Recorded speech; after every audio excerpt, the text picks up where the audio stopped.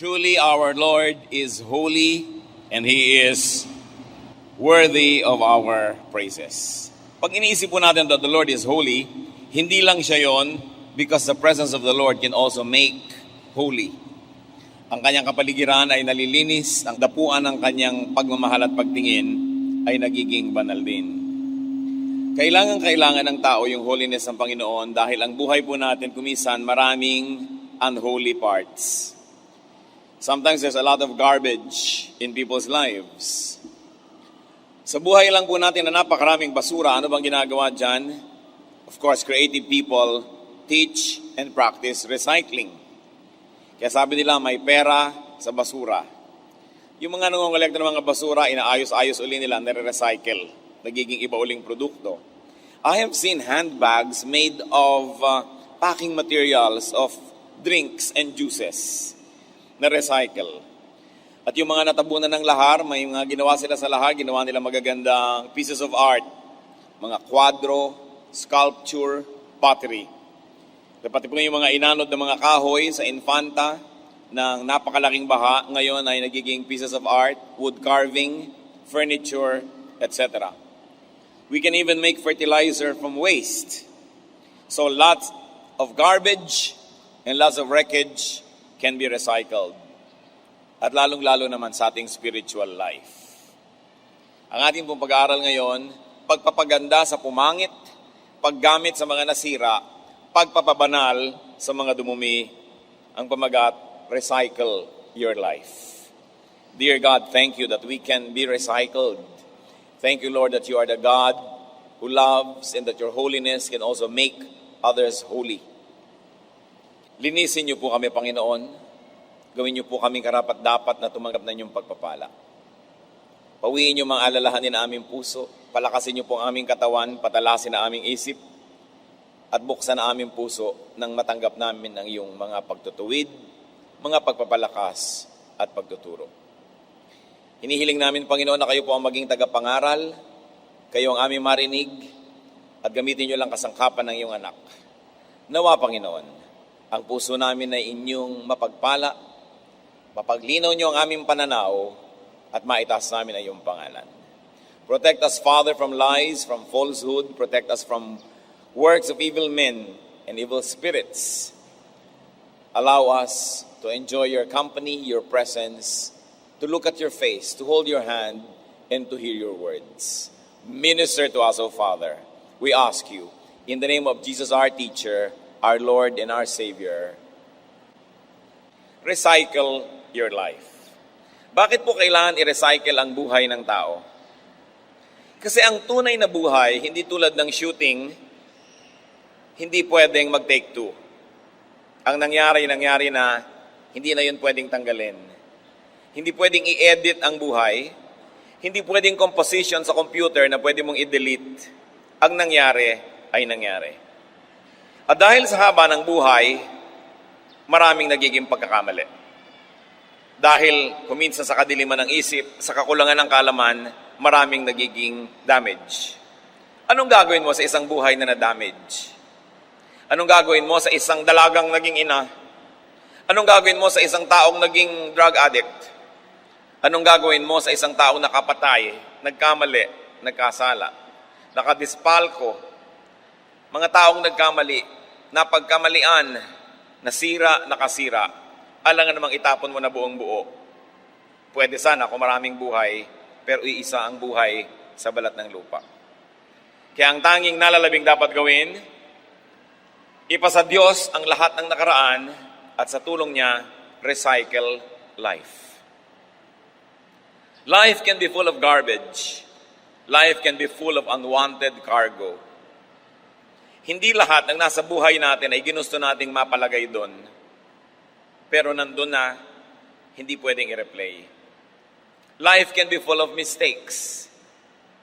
Maraming pagkakamali. May pagkakamali kung sinong napakasalan mo. Pero hindi ka naman pwede magpalit ng asawa tulad ng pagpapalit ng damit. May pagkakamali ng kursong na pag-aralan, bagamat yun ay pwede ka naman mag-aral uli. Pero hindi mo na maibabalik ang panahong nawala. May mga desisyon na nagawa na mali. Job 19:4, If it is true that I have gone astray, my error remains my concern. Ang totoo niyan ay sinasabi ni Job, kung totoong nagkamali ako, problema ko na yon. Pero ang point pa rin, problema pa rin niya. At poproblemahin niya ang kanyang pagkakamali. Sino ang nabuhay ng mahigit 3 linggo na hindi nagkamali? Nagkakamali ang tao. Life can be full of misses. Hindi mga binibini, mga mintis ng buhay. Yung hit and miss, mostly miss ang buhay. Bihira naman yung nakaka-hit. Bihira yung nakaka-bullseye. Bihira yon. Kadalasan, daplis, mintis, hindi ka tumama. Ecclesiastes 5:6. Kumisan pati sa pangangako sa Diyos, kakamintis-mintis. Do not let your mouth lead you into sin, and do not protest to the temple messenger, my vow was a mistake. Why should God be angry at what you say and destroy the work of your hands? Ito yung mga taong nangako sa Diyos, tapos ayaw din nung sinisingil na nung vow messenger, o yung pangako mo, yung pledge mo, nagkamali lang ako, joke only. Mintis. Hindi tumama, hindi nagswak ang kanyang mga binabalak sa kanyang dapat at gustong gawin talaga.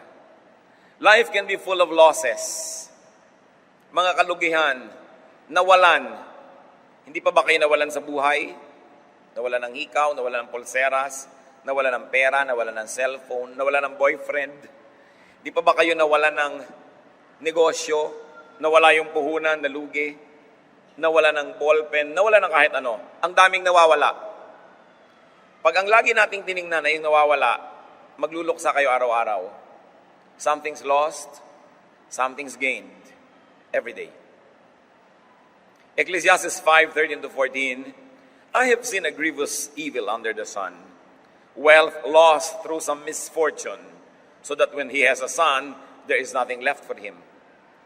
Nakakita daw si Solomon ng talagang mga grabing trahedya ng buhay, malalaki mga kayamanang naglaho, at ni isang kusing walang maipamana sa anak. Maraming losses. Kuminsan mayroong mga mag-asawa, nawalan sila dahil sa isang negosyo, buong buhay nang nagdamdam yung isa, nagkalayo na sila dahil sa nawala. So nadoble ang nawala dahil nawala pati pag-ibig nila sa isa't isa. Napakaraming nawawala sa buhay. Life can be full of infection and wounds. Meron ba namang skin na flawless? Wala nun. Meron lang less flawed than others. At yung iba, makapal lang ang makeup. No? Makapal ang concealer. Pero nandun pa rin yung mga flaws na yan. Meron bang flawless? No such thing. Numbers 5:2, command the Israelites to send away from the camp anyone who has an infectious skin disease.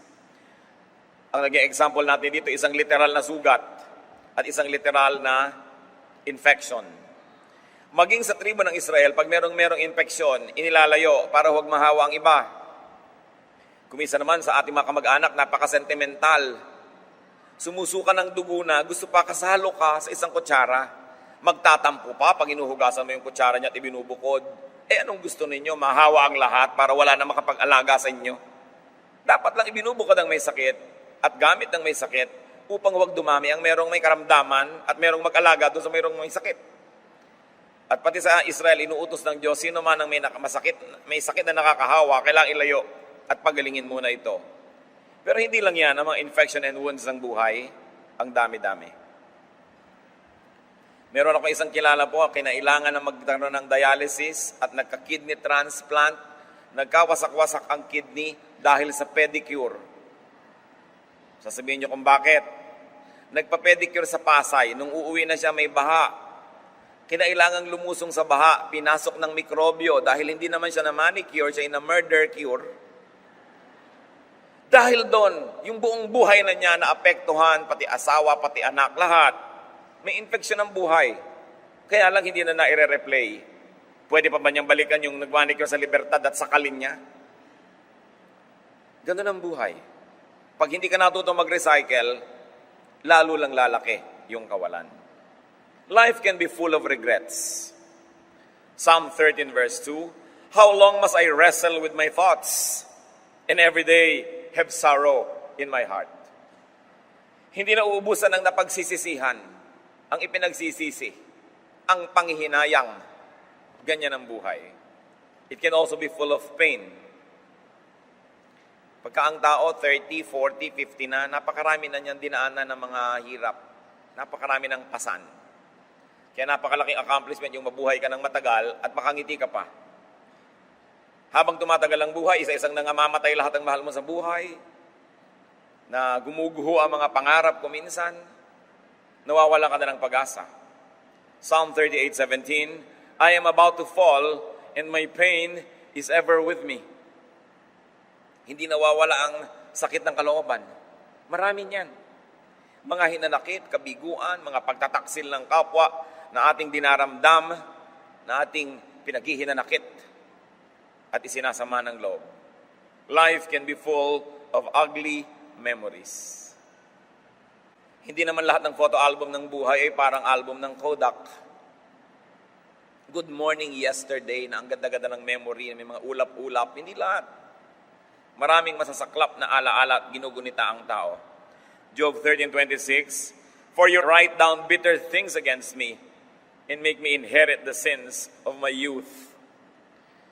So pati daw mga kasalanan ng kabataan ay nagbabalik, sapagkat ang lahat ng pagkakamali ng tao ay nagbabalik sa kanya. Dahil sabi rin sa Biblia, kung anong itinanim ay inaani.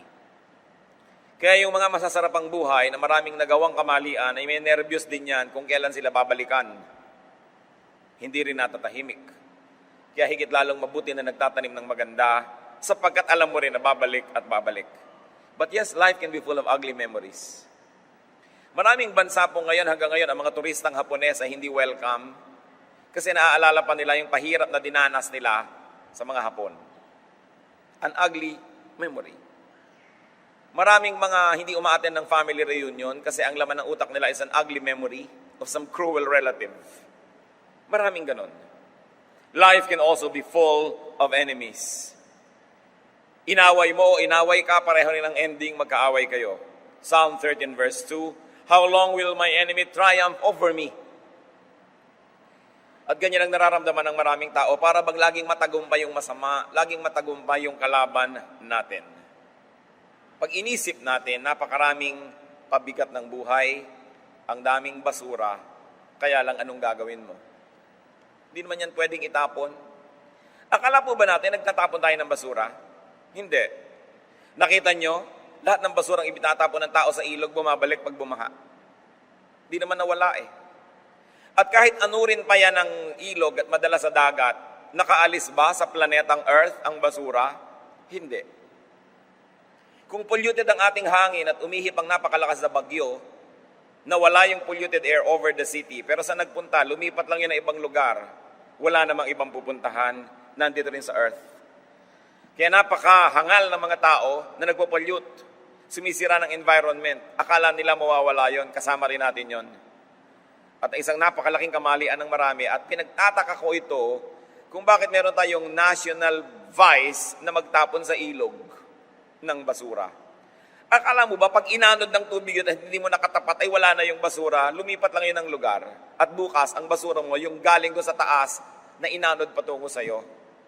Bakit hindi matutunan yon? Anong gagawin sa basura? I-recycle.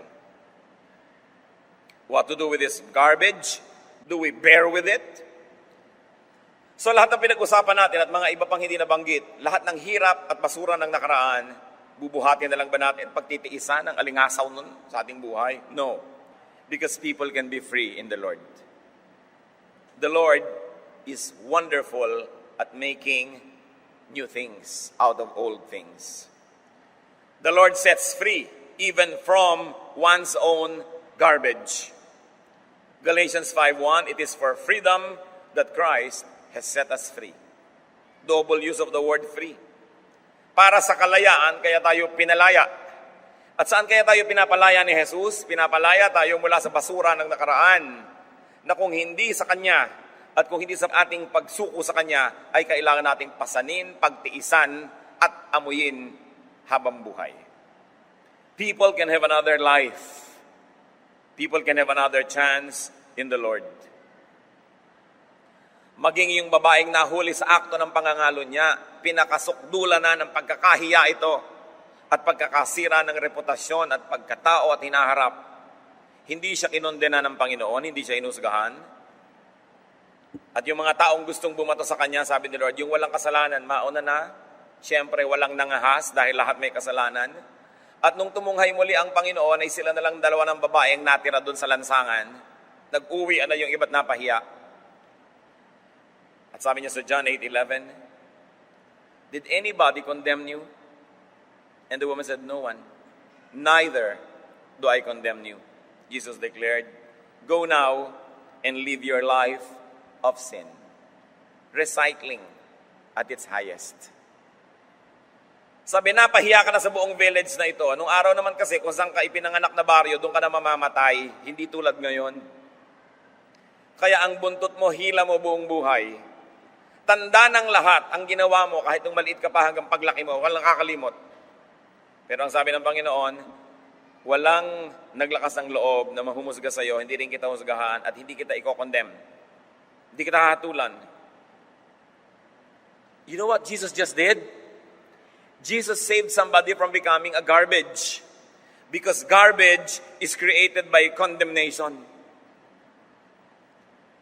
Pag binaliwala mo na ang halaga ng isang bagay, doon pa lang siya nagiging basura.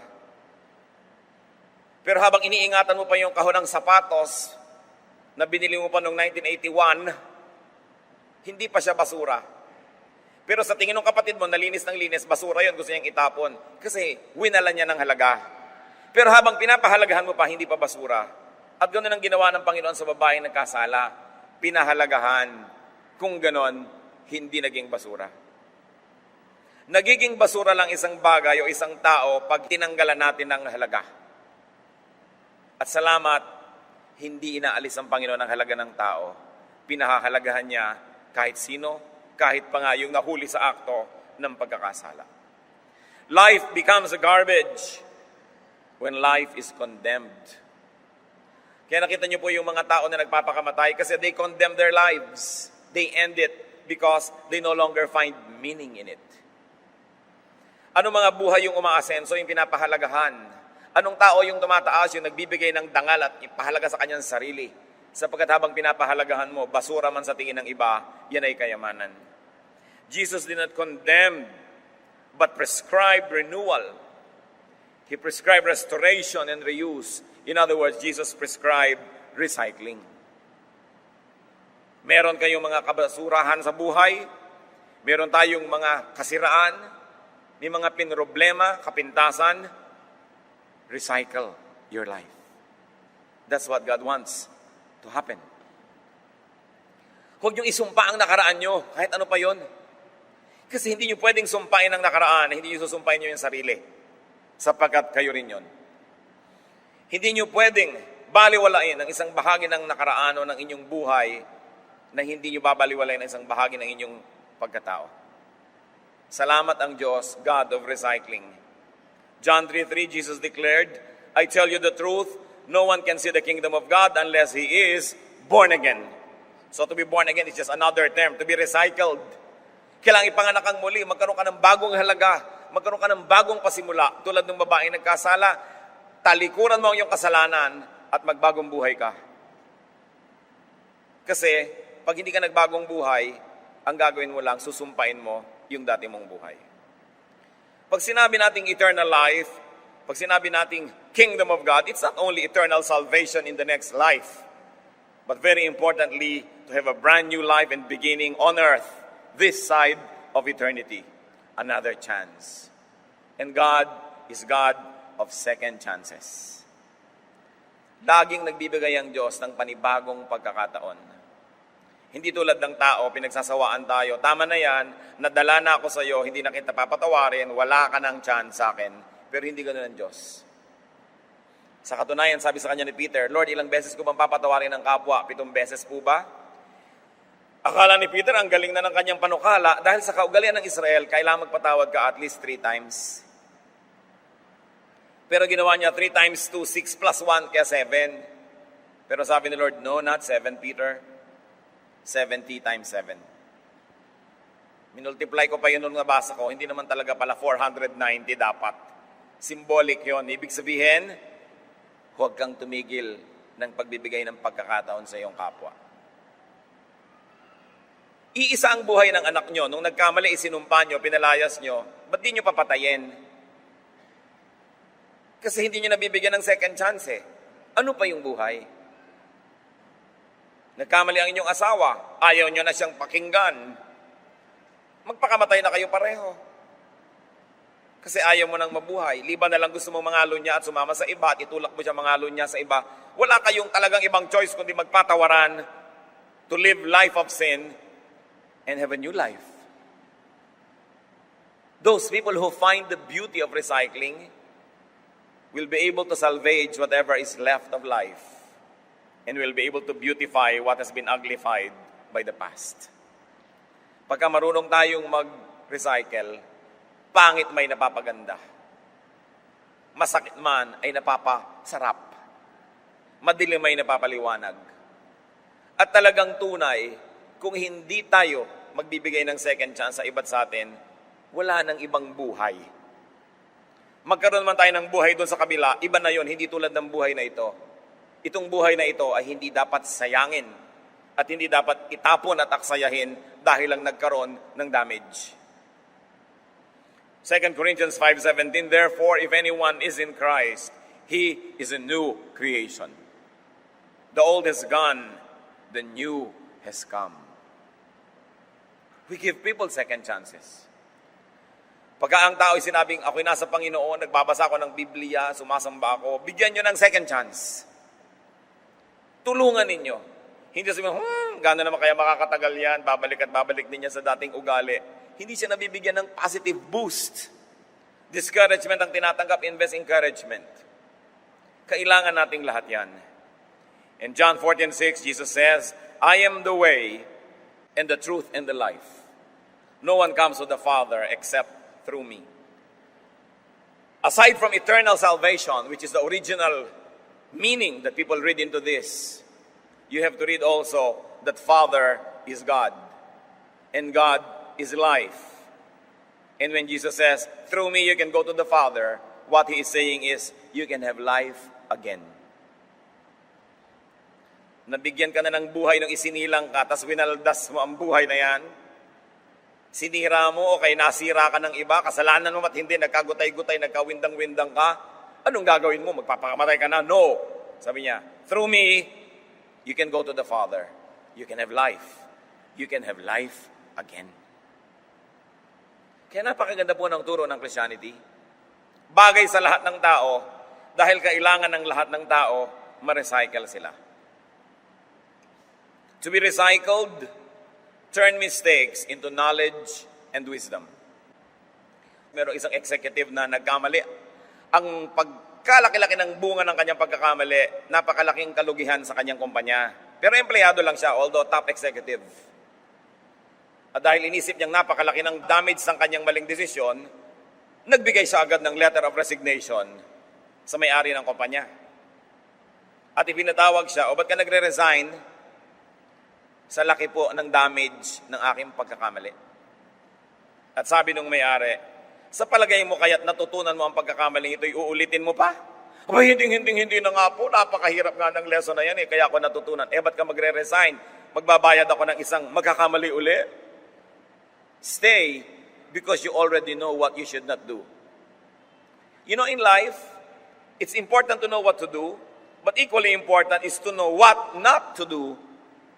And usually, that is only learned by committing a mistake. Kasi sinasabi nila, experience is the best teacher. Probably not really the best, but a very excellent one. Proverbs 24:32, I applied my heart to what I observed and learned a lesson from what I saw. So, nagkamali kayo, at least alam nyo na ngayon kung ano yung mali sa tama. You are wiser. You are better. You are not a worse person, but in fact, you are now a more seasoned person.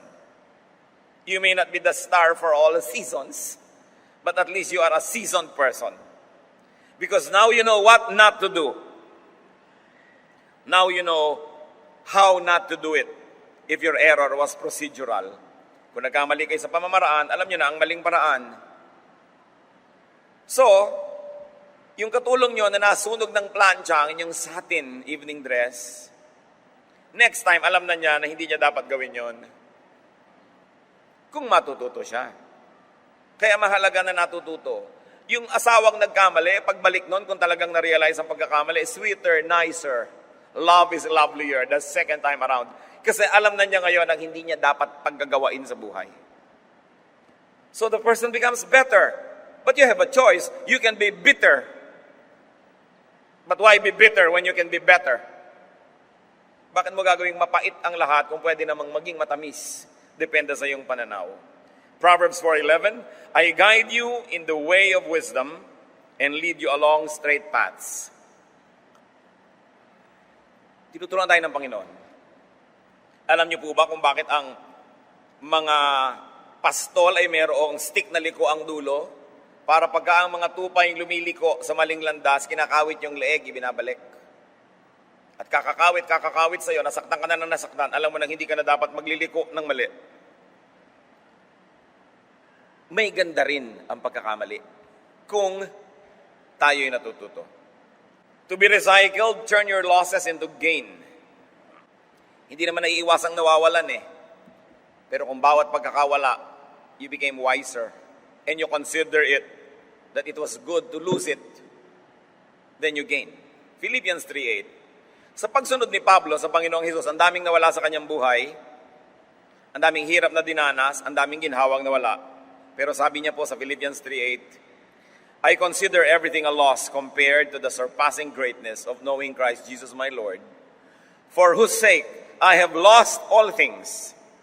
I consider them rubbish, that I may gain Christ. So kahit mahalaga, pag inalisan mo na ng halaga, magiging basura, hindi ka na masasaktan. Nawalan kayo halimbawa ng pulseras. Hindi mo na naman talaga makikita. Sabi mo, buti na lang nawala kesa suot-suot ko pa at tinaga ang kamay ko para lang maagaw. You comfort yourself. Pagka nawala ang isang bagay, nawala yung girlfriend mo, ay, salamat na lang kasi marahil ay may naghihintay na disaster kung kami yung nagkatuluyan. Pag nawala na kasi, dapat putulin mo na ang pagmamahal mo sa nawala. Kasi pag patuloy mo pa siyang inaalala ng inalala at minahal ng minahal, lalong tumitindi yung sense of loss. So we adjust. Sabi ni Paul, karaming nawala sa akin dahil sa aking pananalig, pero itinuturing ko na lang na mga basura yon. Tutal ang kapalit si Kristo, higit lalong mabuti. Kasi kung hindi ko tinanggal yon, walang lugar para kay Kristo. Kaya aariin kong napakalaking pribilehiyong nawalan.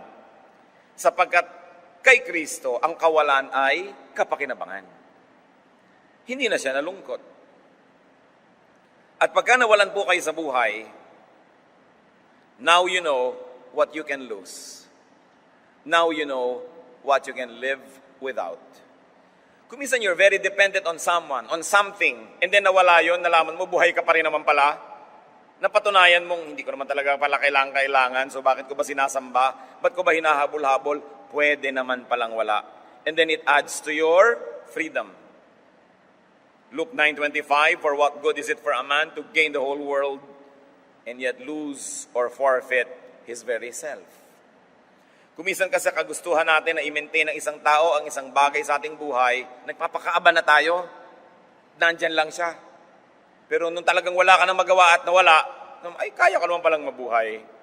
Then you declare freedom because God wants us free from idols. To recycle and to be recycled, turn your infections into inoculations. Yung bakuna. Alam niyo po ba ang nilalagay sa bakuna? Mikrobyo. Kung gusto mo magpaturok ng gamot para hindi ka tabla ng kamandag ng ahas, ang itinuturok sa iyo, kamandag ng ahas. Gusto mo magpaturok ng anti-TB, yung anti-tuberculosis, para huwag kang tablan ng tuberculosis, ang ituturok sa iyo, mikrobyo ng TB.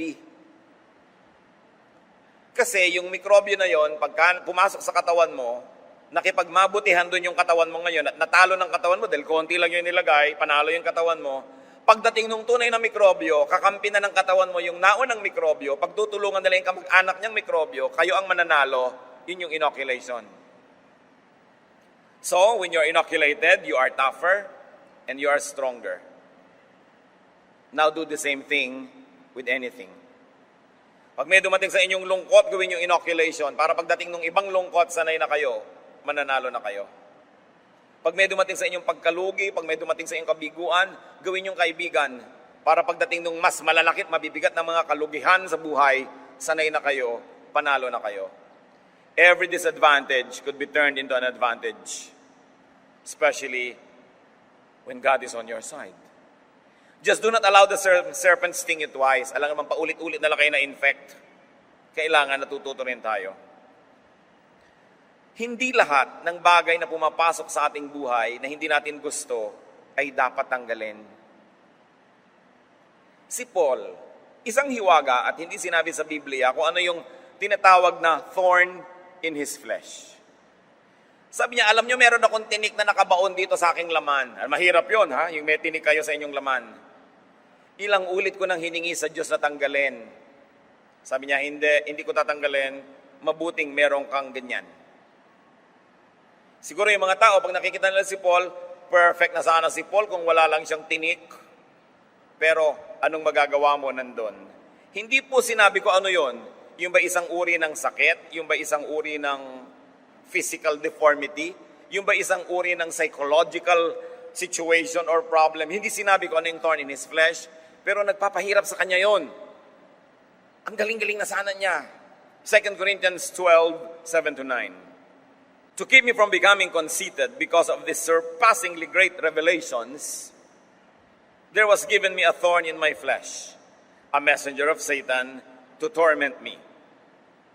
3 times I pleaded with the Lord to take it away from me, but he said to me, my grace is sufficient for you, for my power is made perfect in weakness. Therefore I will boast all the more gladly about my weaknesses, so that Christ's power may rest on me. Yun ang paliwanag ni Paul doon sa thorn in the flesh. Sabi niya, para hindi ako lubos na maging palalo, dahil pwede na ako maging palalo sa bigat, tindi at ganda ng mga ipinapakita sa akin ng Diyos. Sa kanya mga ipinapahiwatig at ipinapaliwanag na naituturo ko sa mga tao, pwede na talaga ako magyabang, sabi niya. But to keep me from becoming conceited because of these surpassingly great revelations, binigyan ako ng Diyos ng thorn in the flesh. Isang matatawag na kapintasan. Isang matatawag na kahinaan. Sabi niya, 3 beses akong nanikluhod sa Panginoon, takiusap na alisin ito. Subalit sabi niya, hindi. Mananatili ang kapintasan na yan, mananatili ang kahinaan na yan sa'yo, at pupunan ko na lang ng aking grasya para hindi yan ang makapanaig. Sabi ni Pablo, it's hard to be humble when you're great like me. So the Lord limited the greatness and gave me my thorn in my flesh, so that I will be automatically weakened in some parts of my life, and therefore I will always need God and not be independent from God. Ano kaya yung weakness na yon? Marami nagtatanong lagi, hindi natin alam. So people allowed Paul, a great leader, to have a weakness, to have a thorn in his flesh, because it was the will of God that he would not be perfect. Sabi niya, sa dami at sa tindi ng mga revelation ng Diyos sa akin, sinamahan niya ng weakness para manatili akong grounded at patuloy na umaasa sa kanyang grasya. At kung yun ay niloob ng Panginoon na nandun, sino naman tayo para pilitin ng Diyos na alisin yun? Even the thorn in the flesh can be recycled, because every weakness that is surrendered to God can be a channel for God to strengthen you.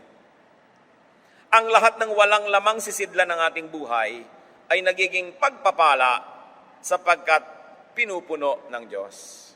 Kung wala ka nang natira na walang laman, ano pa ang pupunuin ng Diyos?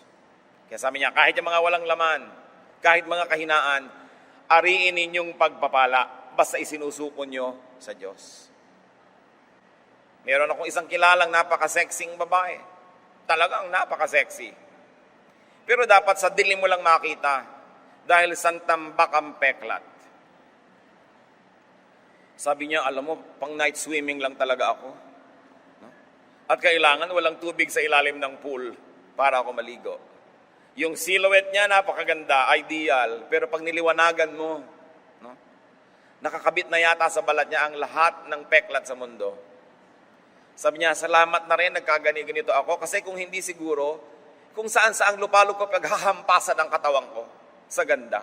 No? So, naobliga siyang magtago-tago ng konti. Sabi niya, nakatulong yan para rin ako maging modest. So, kung meron po kayong matatawag na kapintasan, siguro kung wala yan, ang yabang nyo na. No? Kahit sa ating mga leaders, huwag nyo hanapan ng perfection. Tulad ni Paul, may thorn in the flesh. Take the thorns as well as the roses. It's part of the same plant. Hindi pwedeng bulaklak lang. Ang bawat rosas ay may kasamang tinik. Ganun talaga ang buhay.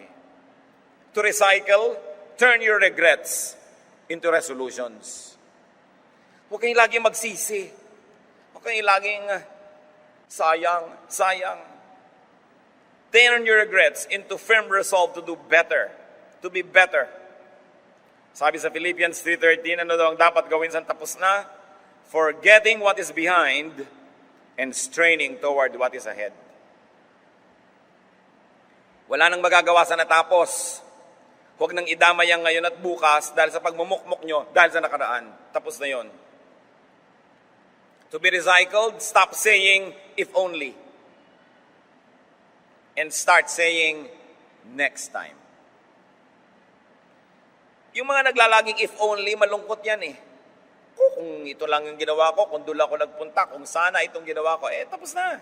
Stop saying if only. Then say, next time. Pag yung asawa nyo, nagger, nagdadrive kayo, meron kayong maling liko. Ayan, sabi ko sa iyo, doon ka lumiko. Sabi nyo, next time. Tapos ang kwento. No? Kasi sasabihin siya, if only. So, next time. May next time pa. Buhay pa tayo. And tell yourself that. Next time. No? Pag lagi ka nalang nadedenggoy ng boyfriend mo, manalaming kasi mo, next time. Huwag naman, papadenggoy ako ulit. No? Tama na yung 10 kalbaryo sa buhay. Huwag mo nang gawing 11. Kailangan matuto rin ng tao. But you know, God always gives a next time. God is wonderful. God is so lovable. Hindi kanya binibigyan ng kota hanggang dyan ka na lang. Habang nandyan ka, habang may buhay, may pag-asa. Pwedeng baguhin ang kalagayan ng tao. To recycle, turn your pain into numbness. Bakit may kalyo ang paa? Kasi laging nababangga ng sapatos o ng strap o ng buckle ng sandals, nasasaktan ang paa, nagde-develop ng kalyo para huwag nang masaktan muli. Tinatanggal naman sa foot spa. Masasaktan uli ang paa mo. Gagawa uli siya ng kalyo. At dahil sa mga kalyo, nagkaroon ng industriya ang foot spa. Ang totoo, maganda ang paang maraming kalyo kasi hindi na makakaramdam pa. Nakatapa ka ng Tamtax, hindi mo naramdaman, di ba, pagpapala? Bakit sobrang pinaninipis? At kung hindi likas na mapula, lalagyan pa ng mercurochrome para kunwari ay pula at kay nipis-nipis. Samantalang ang paa dapat talagang makapal. Yung mga paang mga parang luya, mga daliri, pag umakyat kayo ng bundok, di kayo madudulas. Pag umakyat kayo ng pulo, nakakapit yan sa mga sanga. Napakagandang paa. Pero anong tingin natin? Pangit, napapangitan tayo. Marami pong maganda sa buhay, napapangitan tayo. No? Kaya yung mga karanasan natin, minsan magandang maging manhid. Kung sobra kayong sensitive, lagi kayong nagdaramdam. So huwag kang maging manhid sa mga tamang dapat maramdaman, pero maraming bagay pinapalampas na lang. You know, lahat ng comment ng tao, papakinggan nyo, lulungkot lang kayo. Dapat may pinapalampas ka. Not everybody will like you, tanggapin mo na yun. Only few will love you. Ilagay mo yun sa statistics para hindi ka laging malungkot. Turn your pain into new sensitivity. Psalm 30 verse 11, you turn my wailing into dancing. You remove my sackcloth and clothe me with joy. Sabi, O Diyos, salamat na lang. Ang pananangis ko ay pinalitan mo ng pagsasayaw at pagsasaya. Ang pagluluksa ko ay pinalitan mo ng magagandang bihis ng kasiyahan. Dapat ganun. Lagi na lang ba kayong nakasaklot at nakaluksa? Palitan nyo yan. Lagi na lang ba kayong iiyak-iyak na nanangis, nagdaramdam? Palitan nyo yan. Sapagkat bihirang nagdaramdam ang pinapansin ng mga tao. Kaya yung mga nagdadamdam, nagtatampo. Lagi nilang nagtatampo uli. Dahil nagtatampo na ako, hindi mo ako pinansin, so magtatampo pa ako uli. Puro lungkot ang gagawin nyo sa buhay nyo. Ang maraming lungkot ang tao, iniimbento lang. At ang maganda po, mga kapatid, kung tayo talagang nasaktan, how can it be recycled? Turn it into new sensitivity. Now you can be kinder to those who are in pain. Pag nakaranas ang tao ng lahat ng kapaitan ng buhay, dapat nagiging mas mabait siya. Mas nauunawa niya at natutulungan yung mga dumaranas ng mga kapaitan. To be sensitive and helpful to those who are in pain. In that case, your pain becomes your qualification to minister. Kaya kahit ang mga artista, hindi nakakaarte ng ganap yung mga sobrang bata pa, wala pang napagraramdaman ng mga pain, sorrow, trouble. Pero pag seasoned na sila, ibig sabihin marami nang naranasan, nabibigyan buhay nila yung mga papel na kanilang ginagampanan. And what is so important is, though you are in pain, our God comforts us. 2 Corinthians 1, 3-4, God is God of all comfort, who comforts us in all our troubles, so that we can comfort those in any trouble with the comfort we ourselves have received from God. Sabi tayo ipinagiginhawa ng Panginoon, una upang tayo guminhawa, at pangalawa, para matutunan natin kung paano magpaginhawa ng kapwa-tao. Na kung ano ang ginhawa at pagmamahal na tinanggap natin sa Diyos, ay yun din ang ating ipaabot sa ating kapwa. So kung napakarami niyo nang naranasan ng kapaitan at kalungkutan, you are very qualified to minister to others. You can be workers and servants of the Lord. So huwag niyong masamain yun. Mas mauunawa niyo yun. Tulad ng, kung meron tayong mga kamag-anak na nagdusa sa cancer, ngayon, mas makakatulong tayo at makakapagbigay ginhawa doon sa mga nagdurusa pa lang. Yung mga ina ng mga nabilanggo, mas nakakapag-minister sila ngayon sa mga ina ng mga bago pa lang at nabibilanggo pa lang ng mga anak. Ang lahat ng tao po may pagkakalagyan. Lagi tayong may ministry. Turn your pain into your badge so that you can serve. Kung ganon, hindi na sayang.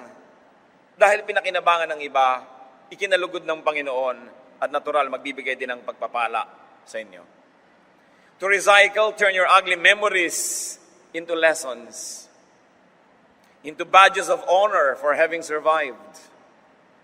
Turn your ugly memories into beautiful dreams, into wonderful aspirations for a better life.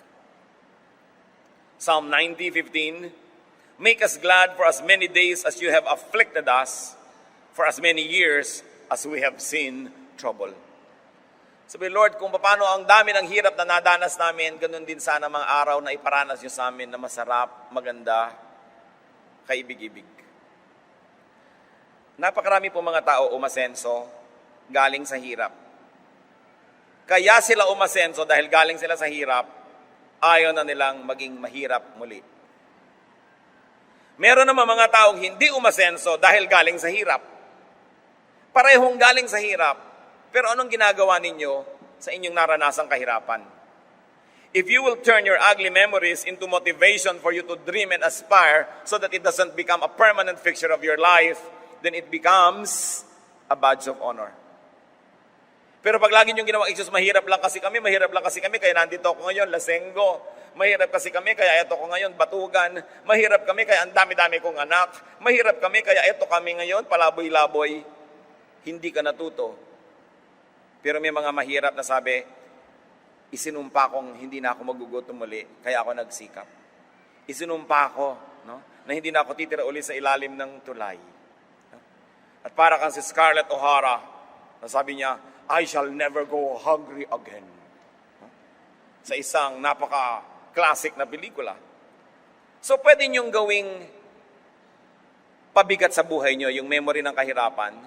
Pwede niyo rin gawing pampalakas ng loob niyo so that you will achieve greatness. The same poverty can make you succeed or fail. The same memory can make or break you. So why allow yourself to be broken when you can be made? It is your decision.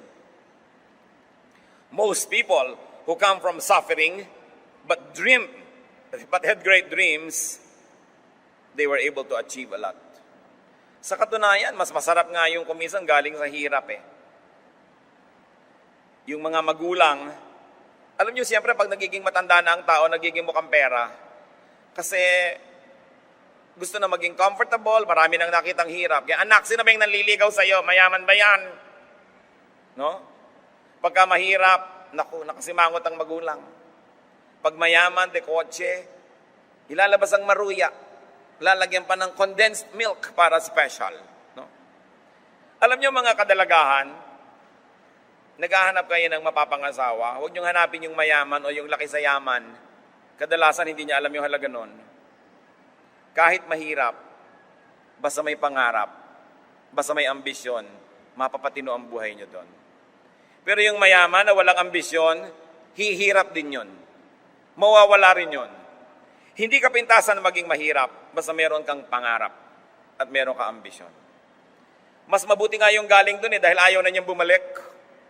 Yung mga hindi nakaranas doon, baka mag-excursion pa para maranasan. Kaya hindi ka pintasan yun. Huwag niyong gagawing negative aspect that you were poor. Just be motivated. And then you become more loving and you become kinder to the poor when you are no longer poor. You want to be recycled? Turn your enemies into friends. Into your mentors. Kung hindi nyo man sila maging kaibigan, gawin yung teacher. Matuto kayo sa mga karanasan nyo sa kanya para pakinabangan nyo siya. Kung ang natutunan mo man ay huwag magtiwala, ay hindi natuto kang huwag magtiwala sa ganung uri ng ugali. May natutunan tayo. May mapapala kayo kahit sa makaaway. But the best way to beat your enemy is to turn him into a friend. If your enemy is hungry, give him food to eat. If he is thirsty, give him water to drink. In doing this, you will heap burning coals on his head, and the Lord will reward you. Nakikipag-away kayo, may galit sa inyo, ginawa nyo ng masama, lalong nagalit. Sa palagay nyo, mas panatag o mas panganib kayo. Pag may ginawa ka masama sa tao, ginalit mo siya, baka gumanti pa. Gusto mong tahimik ang buhay mo? Una, huwag mong gawan ng masama para hindi na gumante. Pangalawa, gawan mo pa ng mabuti. Kung gumanti man siya, buti nang igaganti sa'yo. Marami po mga tao hindi natututo sa buhay. Walang ginawa kundi magalit. Papagalitan mo yung mga tao, pagtalikod mo, sinaksak ka. I was talking to one contractor. Pinag-uusapan namin yung masasamang ugali ng mga manggagawa. Minsan daw, bubuksan niya yung malaking cabinet doon sa isang construction firm, punong-puno ng mga trabahador, tulog. So, anong ginagawa mo? Pinapagalitan mo? Hindi. Papagalitan mo yan eh. Yes sir. Tapos mamaya, babatuhin niya ako ng hollow blocks mula sa 3rd floor. Sabi ganun. Useless pagalitan. No? Papagalitan mo yung yaya ng anak mo dahil nagpabaya. Pagtalikod mo, tinutusok ka anak mo ng perdible. O kaya papainumin niya ng pampatulog. Maghapong tulog ang bata habang siya text ng text. Yung magalit ka, nag-iimbita ka ng problema. Yung magsalita ka ng masakit, yung manakit ka ng kalooban, naghihintay ka ng ganti. Anong mapapala mo nun? Marami mga tao, tumanda na lang hindi pa natuto, na para katahimik, do not return evil for evil. Ahas man, kung hindi mo natatapakan, hindi tumutuklaw. So, ba't matatapakan ng ahas? Di tutuklawin ka lang. So, yung mga kaaway, tigilan yan. Nakikipag-away ka sa kamag-anak mo, nakikipag-away ka sa kasambahay, di imbes na masaya, malungkot, imbes tulungan ka niya, sisirain ka niya, huwag kayong mga away, kahit hindi kayo banal. Maging matalino na lang kayo, hindi kayo mga away. Because you invite negative energy when you make enemies. So, may kaaway ka, gawan mo ng mabuti. Parang mga kamandag na tinatanggal sa kobra. Kasi ang paggawa ng mabuti, nakakapagpahupa ng loob. Akala nyo ba ipinapatalo tayo ng Diyos pag sinasabing, turn the other cheek? No? Kasi pag kami sumampal sa'yo, sinampal mo rin, sasampal uli yan eh. Pag inalok mo na yung pangalawa, gusto mo pa? Sampalin ka man yan uli, mapapagod din yan, titigil na. Pero yung sinampal mo rin siya, gagantihan.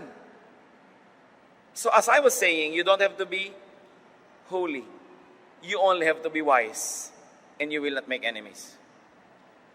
Recycle your life by turning your whole life experience into a catalog of God's goodness. 2 Corinthians 4:17, our light and momentary troubles are achieving for us an eternal glory that far outweighs them all. Pagka daw ikinumpare ang mga magaganda sa buhay sa mga pangit, talo pa rin ng maganda yung mga pangit. Huwag mo na lang masyadong palakihin yung mga pangit. Why? Because God was there all along. Joshua 1:5, I will never leave you nor forsake you. And you are here no matter where you came from, saan ka man pusali, hinugot, nandito ka ngayon dahil nag-survive ka because God helped you survive. Ano ang patunay na mabuti ang Diyos? Na nandyan kayo't buhay, yun ang patunay. Nalampasan ang lahat ng nalampasan dahil nandun ang Diyos. 1 Corinthians 10:13, God is faithful. Even in temptation, He will not let you be tempted beyond what you can bear. But when you are tempted, He will also provide a way out so that you can stand up under it. God offers new hope. Patuloy ang Diyos na nagbibigay ng pag-asa ng kinabukasan ng buhay. Lamentations 3:22-23, the Lord's great love and His compassions never fail. They are new every morning.